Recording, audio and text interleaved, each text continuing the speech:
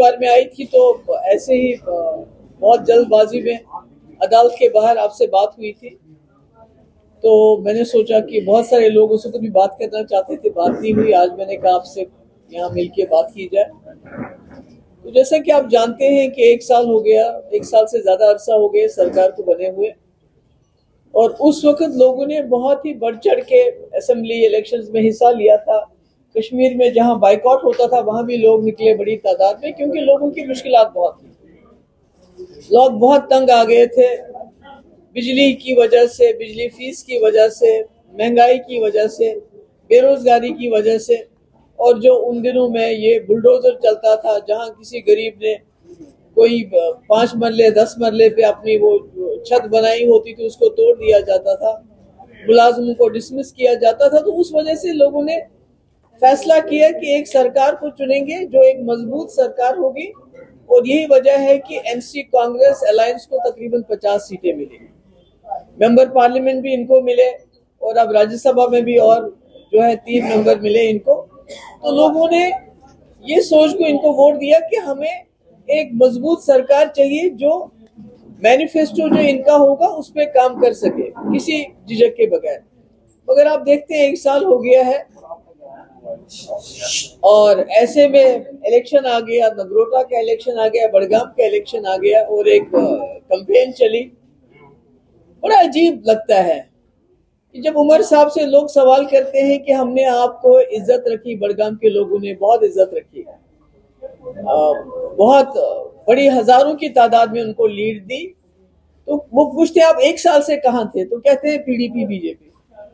वो कहते हैं आपने वादा किया था कि हम स्मार्ट मीटर नहीं लगाएंगे, आपको फ्री बिजली देंगे, तो यहां से कहते हैं पीडीपी। वो कहते हैं आपने कहा था कि गैस जो है सिलेंडर फ्री देंगे साल के 12, तो यहां से कहते हैं पीडीपी। राशन देंगे फ्री, तो पीडीपी। 1 लाख नौकरी देंगे। मतलब हर सवाल का जवाब उमर साहब को बजाय ये कि वो लोगों के पास जाएं, उनको बताए कि 1 साल में उन्होंने अपने कितने वादे पूरे किए, लोगों की कितनी मुश्किलात दूर कर दी। उनकी जबान पे सिर्फ पीडीपी का नाम आता है, सिर्फ पीडीपी जैसे, मतलब उनको और कहने के लिए कुछ भी नहीं है। तो ऐसे में मुझे हैरानगी हो रही है कि एक इतनी मजबूत सरकार जिसके पास इतना बहुमत हो, इतनी मेजॉरिटी हो, उनके पास लोगों को कहने के लिए एक भी बात नहीं है जिसपे वो लोगों को जाके वोट मांगे। लोकसभा का इलेक्शन हुआ, पीडीपी बीजेपी, उस पर वोट मांगा। असेंबली का इलेक्शन हुआ, पीडीपी बीजेपी। आज बाई इलेक्शन है, इसमें भी इनको लोगों को कहने के लिए, देने के लिए कुछ भी नहीं है। जैसे कि आप जानते हैं कि जिस उमर साहब ने ये कहा था कि मैं स्मार्ट मीटर चीफ मिनिस्टर बनती है दरिया में फेंक दूंगा, आज वही उमर साहब स्मार्ट मीटर की वकालत करते हैं। वो कहते हैं कि आप सोलर भी लगाओ, उसके बाद हम देखेंगे, जो गरीब होगा उसके बाद देखेंगे बिजली फ्री देने का। इसी तरह सिलेंडर जो इन्होंने किया था वादा, उसका कहीं नामो निशान नहीं है। और आपको पता है गैस की कीमत पहले से ज्यादा बढ़ गई, बेरोजगारी ज्यादा बढ़ गई है, हर हिसाब से लोगों की कमर टूट गई है। तो ऐसे में पीडीपी के ऊपर एक तो अपोजिशन का बोझ था ही था, मगर इस सरकार की नाकस कारकर्दगी का बोझ भी आ गया है। इन्होंने कश्मीर में घर घर जाके ये कहा था कि जो हमारे जेलों में कैदी हैं हम उनको वापस लाएंगे, अगर वापस नहीं ला सके तो हम उनके केस खुद लड़ेंगे। मगर कुछ नहीं किया। हमने कोशिश की, आखिरकार जब सारे दरवाजे बंद हुए, होम मिनिस्टर को मैंने लेटर लिखा, चीफ सेक्रेटरी को लिखा, डीजी को लिखा, तो हमें अदालत जाना पड़ा। क्योंकि मैंने देखा, आप यकीन नहीं करेंगे, एक फैमिली है, उसके घर में बाप उसका अंधा है जो कैदी बंद है, उनके घर में कोई गुजारा, जवान बहनें जिनका एक भाई वो पिछले 7-8 साल से जेल में बंद है, और कोई उनका जुर्म भी अभी तक साबित नहीं हुआ। तो हम मजबूर होकर अदालत चले गए, हम मजबूर होकर असेंबली में रेजोल्यूशन लाते हैं, हम बिल लाते हैं। तो जिनको इन्होंने कहा था कि हम फ्री बिजली देंगे, उनको आज कहते हैं मीटर नहीं लगाओगे तो आप बिजली चोर हो। जिनको इन्होंने कहा था कि जो सरकारी जमीनों में 20-30 साल से लोग रह रहे हैं, उन्होंने छोटे घर बनाए हुए हैं, तो उनको हम मालिकाना हुकूक देंगे, आज उनको कहते हैं कि आप लैंड ग्रैबर हो, आप जमीन चोर हो। तो मुझे समझ नहीं आता है कि इतनी नाकामी होने के बावजूद जो है 1 साल पूरे हर महाज पे फेल होने के बावजूद कब तक उमर साहब दुनिया में हर जगह प्रोपागंडा पीडीपी बीजेपी करेंगे। जहां तक लैंड ग्रैबिंग का सवाल है, जब यहाँ सैलाब आया था मैं गई थी, मैंने देखा यहाँ लोगों ने नालों के अंदर, यहाँ मैं गई थी सिटी में, वो कौन सा लैंड ग्रैबर है जो नाले में खड़ा करेगा जिसको दरिया ने बहा के लिए। लैंड ग्रैबिंग अगर आपको देखनी है, उमर साहब से मैं कहना चाहती हूँ कि जब हमने बिल लाया वो भी आपकी एश्योरेंस पे लाया कि जब आपने कहा हमें वोट दो, आप जो प्रो पीपल बिल लाओगे राज्यसभा में, हमने वोट दिया, हम उसको सपोर्ट करेंगे, चाहे वो डेली वेजर का बिल था, चाहे वो लैंड का ओनरशिप का बिल था। अगर आपने वाकई उमर साहब लैंड ग्रैबिंग की बात करनी है तो बटंडी में जंगल की जो लैंड है उस लिस्ट में किसका नाम था, उनको बताना चाहिए लोगों को। जंगल की जो लैंड ग्रैबिंग हुई, जो जमीनी कब्जा जंगल में हुआ, उसमें किसका नाम था, किसने वहां लैंड ग्रैब की है, किसने जंगल की जमीन में मकान बनाया है। अगर लैंड ग्रैबिंग, गरीब क्या लैंड ग्रैब करेगा, गरीब 4 मरले 5 मरले 10 मरले मकान बनाता है। अगर आपको लैंड ग्रैबिंग देखनी है तो गुपकार रोड में देख लीजिए, जो सरकारी जमीन है, जो कस्टोडियन की जमीन है, जो 2 कनाल 3 कनाल में शुरू होगी 75-76 जब इंदिरा शेख अकॉर्ड हुआ, शुरू होगी 3-4 कनाल से आज 100 कनाल तक पहुंची है वो लैंड। तो यहाँ के लोगों को बजाय इसके कि आप उनको किसी किस्म का आराम दें, उनको बिजली चोर बुलाना, क्योंकि वो कहते हैं मीटर मत लगाओ, हमारे फ्री बिजली दो, वो कहते हैं, वो आप उनको कहते हो कि आप जमीन चोर हो, क्योंकि गरीब लोग कहते हैं कि अगर मेरा 2 मरले 10 मरले पे मकान है मुझे हुकूक दो। तो मैंने सोचा कि आप पे इस पे बात करूं कि आज उमर साहब इतने बड़गाम जाते हुए इतने ज्यादा वो बौखला गए हैं कि वो मतलब कहते हैं ना, एक मुर्दा जानवर का दूध पीना बार बार, जो विपिंग द डेड हॉर्स।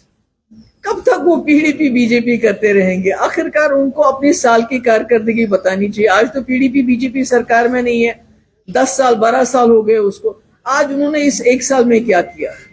आज तो मतलब जगह जगह गली गली जाके वहां जब लोग सवाल करते हैं बिजली के लिए, पानी के लिए, सड़कों, मतलब इतना ताज्जुब की बात है। एक वजीर आला जो पिछले 1 हफ्ते से लेके अपने 30, 35, 40 एमएलए लेके बड़गाम में डेरा लगाए हुए हैं, क्योंकि 1 सीट का सवाल है, सरकार नहीं बनानी पर 1 सीट का सवाल है।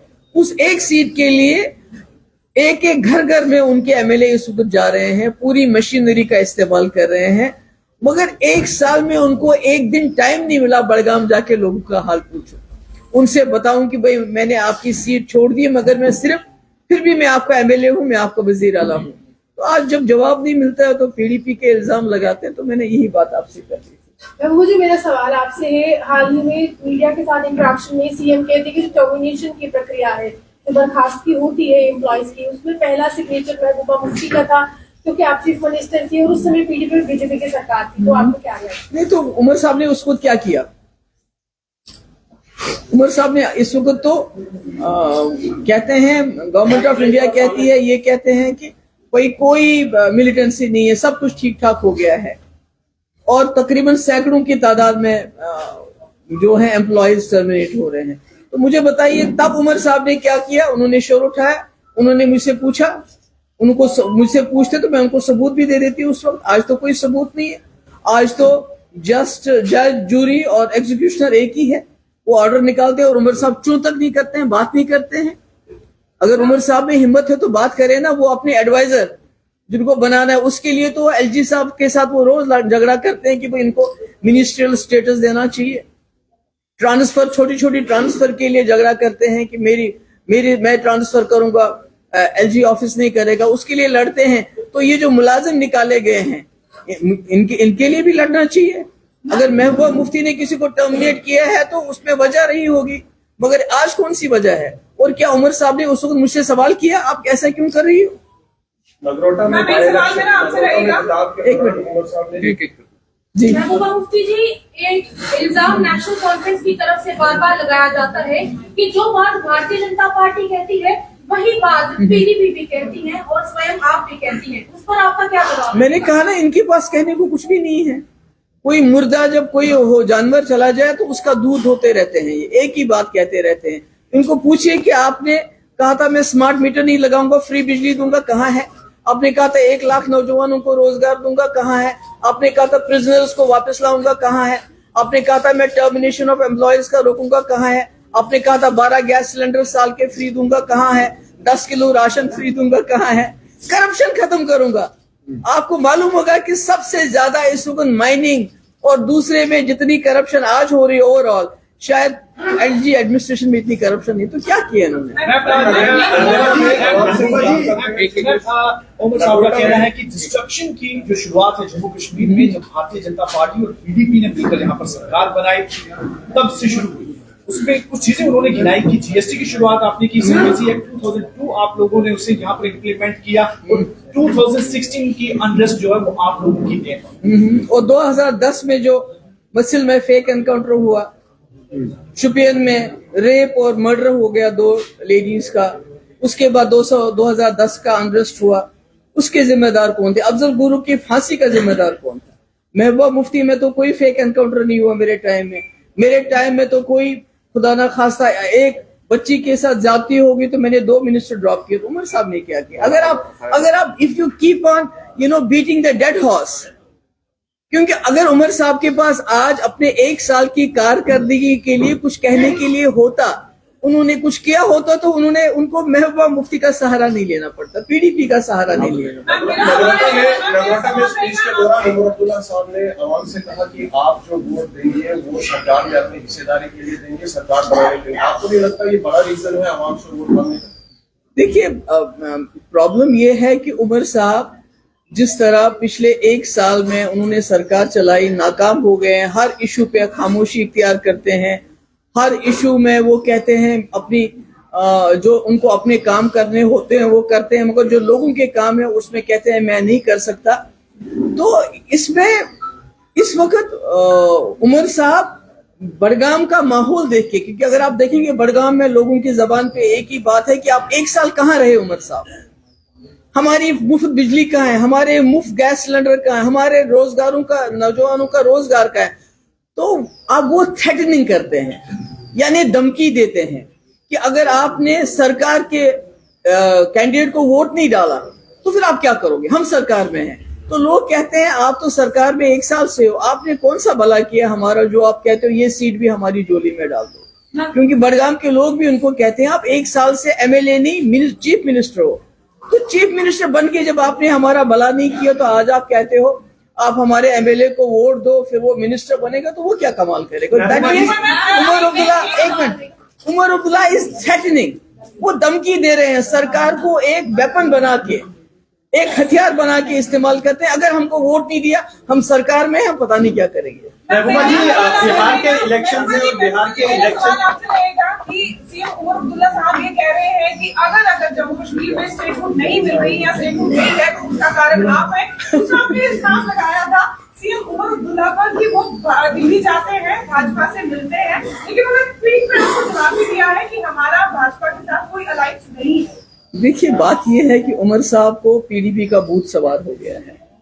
उमर साहब को मालूम है कि अगर जम्मू कश्मीर में कोई जमात जो उनका बेटर ऑल्टरनेटिव हो सकती है और प्रूव भी किया है वो पीडीपी, इसलिए उनको दाएं बाएं ऊपर नीचे पीडीपी के अलावा कुछ नजर नहीं आता है। नहीं तो हमारे पास 3 एमएलए हैं, असेंबली में हमारे रेजोल्यूशन, हमारे बिल्स वही चलता है और तो कुछ नहीं चलता है।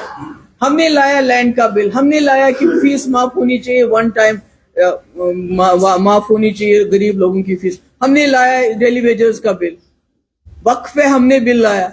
तो सब कुछ तो पीडीपी 3 एमएलए लेके करती है। तो 3 एमएलए से इतना डर लगता है, वो सोचते हैं अगर चौथा भी आ गया तो फिर क्या करेंगे। इसलिए महबूबा जी, से कहा जा रहा है कि 2024 में Omar Abdullah versus Delhi to seek an alliance. अब उन्होंने कहा कि ऐसा कुछ नहीं था, आपको लगता है कि ऐसा कुछ रहा होता? देखिए, मुझे तो मालूम नहीं है। राणा साहब, अगर आप याद करेंगे, जो राणा साहब जो चले गए दुनिया से, उन्होंने कई बार जिक्र किया कि 2014 में वो और उमर साहब कई बार जो उस वक्त अमित शाह साहब होम मिनिस्टर नहीं थे, वो प्रेसिडेंट थे, कि उनके पास चले गए मिलने के लिए कि भाई हम रेडी हैं, आप जो कहोगे। ये राणा साहब के अल्फाज है, मैं इसमें खुद मैं नहीं जानती। मगर 370 खत्म करने से पहले 2 दिन पहले फारूक साहब उमर साहब और जो इनके मेंबर पार्लियामेंट मोदी जी से मिले, वहां क्या बात हुई अल्लाह ताला जानता है।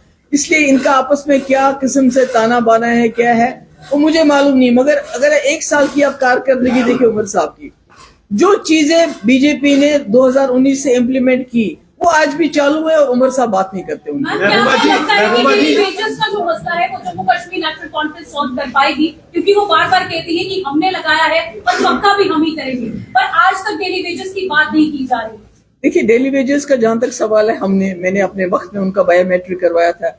हमने 520 SRO 520 1 लाख लोग डेलीवेजर रजिस्टर, उस वक्त मेरे ख्याल में कोई लाख के करीब डेलीवेजर रजिस्टर भी किए थे, फिर सरकार गिर गई। मैं इंसानियत के नाते पे इनके साथ हूं, क्योंकि आपने देखा ये जो गरीब से गरीब तर डेलीवेजर तो बड़े आदमी का बच्चा तो नहीं बनता या बच्ची नहीं बनती, बहुत गरीब होते हैं, चाहे PHE हो, एस्टेट्स हो, RNB हो, हेल्थ में देखा होगा आपने, या स्कूल में देखा बहुत ही बूढ़ी औरतें अभी भी खाना पकाती हैं, झाड़ू लगाती हैं और डेलीवेजर हैं। तो इंसानियत के नाते पे हमने इनके लिए एक बिल लाया था कि भाई इनको आप रेगुलराइज कर लीजिए, मगर उसको भी एंटरटेन नहीं किया गया। ये एक इंसानी इशू है। मेरी गुजारिश भी होगी उमर अब्दुल्ला साहब से कि आप इनको, अगर आप नया SRO नहीं लाना चाहते हैं, हमने जो SRO लाया था उसी के तहत आप इनको रेगुलराइज करें। महबूबा जी, बिहार इलेक्शंस में आप, महबूबा जी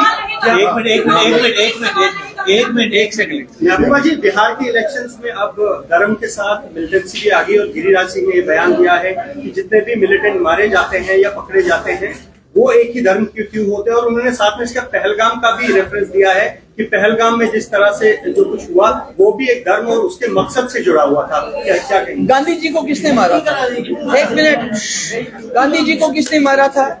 इंदिरा जी को किसने मारा? राजीव गांधी जी को किसने मारा? मुझे बताइए वो कौन थे? और आज भी गांधी जी के फोटो को कौन सी सबसे बड़ी जो टेररिस्ट है गोली मारती है, जो पार्लियामेंट में पहुंची? ये गिरिराज जी को मेरी तरफ से उससे जब सब जवाब देंगे वो कौन था, उनका नाम क्या था, उसके बाद वो बात करेंगे। सवाल रहेगा, आपने कहा कि फॉरेस्ट लैंड पर कब्जा जो है वो कई सारे हुए हैं, वहीं क्या लगता है कि बठिंडी में किसी एक्स मिनिस्टर ने जो है वो उस पर कब्जा किया है? देखिए मैंने उमर साहब ने जब हमने वो बिल लाया, हमने कहा जो गरीब लोग हैं जिनके पास रहने की जगह नहीं है, 20-30 साल से कहीं उन्होंने 2 कमरा बनाया है, उनको मालिकाना हुकूक दे दीजिए जो यहाँ के स्टेट सब्जेक्ट हैं। तो उमर साहब ने कहा मैं लैंड ग्रैबर्स यानी जमीन चोरों को जमीन नहीं दूंगा। मगर जमीन चोरी की सबसे बड़ी मिसाल आपको बटंडी में मिलेगी, जिसमें इनके भी उस लिस्ट में इनका भी नाम है। फारूक साहब ने जो मकान बनाया था उसका भी नाम है। आप देखिए गुप्का रोड, जब इंदिरा शेख अकॉर्ड हुआ तो लगता था लोगों को पता नहीं अब कितने बड़े बड़े काम होंगे। जो सबसे बड़ा काम उस वक्त के चीफ मिनिस्टर ने किया, गुप्का रोड कश्मीर की सबसे बढ़िया जमीन मानी जाती है। उसको, उसमें कस्टोडियन लैंड था, गवर्नमेंट लैंड था, मेरे ख्याल में 1 रुपए 1 कनाल लीज कर दिया अपनी फैमिली को। और अगर उस वक्त वो 4 कनाल या 5 कनाल थी, इस वक्त वो लैंड 100 कनाल उनके पास है। तो अब बताइए लैंड ग्रैबर कौन है सबसे बड़ा? महबूबा जी, एक सवाल करना चाहूंगा। जिस तरह आप सभी रीजनल पार्टी, चाहे वो जम्मू कश्मीर की हो या कश्मीर की हो, आप सब जो है वो केंद्र सरकार की नीतियों पर हमेशा जो है सवाल खड़ा करते हैं। आज तो मैंने सारे सवाल उमर अब्दुल्ला की सरकार पे किए। मैं एक सवाल मैम आपसे करना ये जरूर चाहूंगा कि अगर कल को जिस तरह कहते हैं कि सियासत में कोई भी फॉरएवर कोई दुश्मन नहीं होता, कोई दोस्त नहीं होता, जिस तरह आज उमर अब्दुल्ला पर या नेशनल कॉन्फ्रेंस पर यह सवाल उठाया जा रहा है कि बीजेपी के साथ अलायंस जो है की जाती है, अलायंस आपका भी था, लेकिन जब भी जम्मू कश्मीर में सरकार बनती है वो कश्मीर और जम्मू कश्मीर दोनों को देखकर जो है चुनाव में जो जीतता है उसकी सरकार बनती है।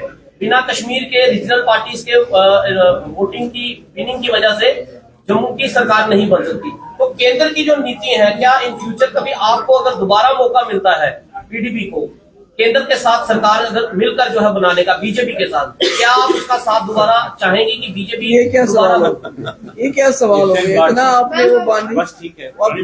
मेरे ख्याल में कि अभी जो जम्मू कश्मीर के साथ जो बीजेपी ने किया, हमने बीजेपी से सरकार बनाई थी और हमने रोका उनको 3 साल 370 खत्म करने से। हमने 12,000 नौजवानों के FIR वापस किए, हमने सीज फायर कराए, हमने 2 मिनिस्टर ड्रॉप किए। यानी मैंने अपना एजेंडा चलाया, PDP का एजेंडा चलाया, सारे बीजेपी के बड़े बड़े मिनिस्टर, अरुण जेटली जी को लेके, राजनाथ सिंह को और मिनिस्टर हुर्रियत के दरवाजे पे गए कि हमसे बात करो। ये हमारी उस वक्त की अलायंस थी। तो आपको लगता है ये पूर्ण राज्य का दर्जा, जो आप लोग जो बात कहते हैं पूर्ण राज्य का दर्जा चाहिए, बिना बीजेपी सत्ता में आए हुए आप लोगों को पूर्ण राज्य का दर्जा दे पाएगी? मैं पूर्ण दर्जे की राजधानी की बात ही मैं कह रही हूँ कि जम्मू कश्मीर की समस्या का समाधान ढूंढो। जम्मू कश्मीर को आपने पिंजरे में बंद करा है, इसको हर तरफ से खोलो, चित्तगढ़ का रास्ता खोलो, करगिल अस्करदू खोलो, जम्मू कश्मीर को गेटवे ऑफ सेंट्रल एशिया और साउथ एशिया बनाओ, फिर कश्मीर जाओ, फिर यहाँ करगिल से, फिर ले से, ताकि जम्मू कश्मीर सांस ले सके, खुल के जी सके और तरक्की कर सके।